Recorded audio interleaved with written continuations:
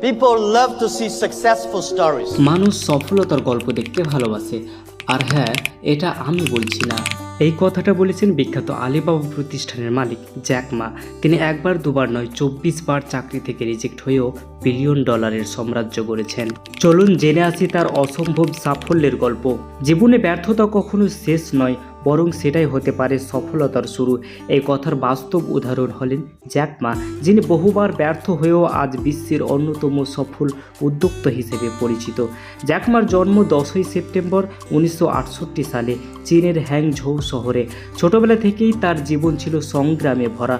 পড়াশোনায় তিনি খুব ভালো ছাত্র ছিলেন না এবং বহুবার পরীক্ষায় ব্যর্থ হন, এমনকি চাকরির ক্ষেত্রেও বারবার প্রত্যাখ্যাত হয়। তিনি বহুবার চাকরির জন্য আবেদন করেছিলেন, কিন্তু বেশিরভাগ ক্ষেত্রেই না শুনতে হয়েছে।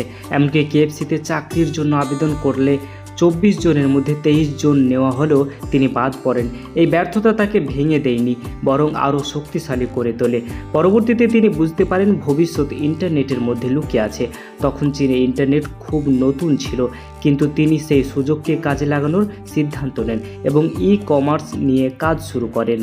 1999 সালে তিনি প্রতিষ্ঠা করেন আলিবাবা। শুরুতে অনেকেই তার আইডিয়াকে গুরুত্ব দেয়নি, কিন্তু তিনি তার স্বপ্নে বিশ্বাস রাখে কাজ চালিয়ে যান।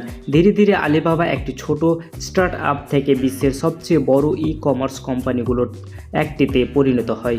জ্যাক মা শুধু একজন ব্যবসায়ী নন, তিনি একজন অনুপ্রেরণার প্রতীক। তিনি বিশ্বাস করেন ব্যর্থতা মানে শেষ নয়, বরং শেখার সুযোগ।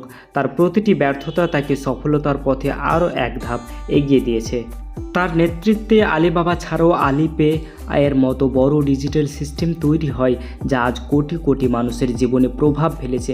তিনি প্রমাণ করেছেন বড় স্বপ্ন দেখলে এবং পরিশ্রম করলে অসম্ভব কিছুই নয়। জ্যাক মার জীবন আমাদের শেখায়, আপনি যতবারই ব্যর্থ হন না কেন, যদি আপনি হাল না ছাড়েন, একদিন সফলতা অবশ্যই আসবে। আপনার পরবর্তী পদক্ষেপ কী তা আমাদের কমেন্টে জানাবেন। ভিডিওটি ভালো লাগলে লাইক করবেন এবং চ্যানেলটি সাবস্ক্রাইব করে আমাদের পাশে থাকুন। ধন্যবাদ সবাইকে।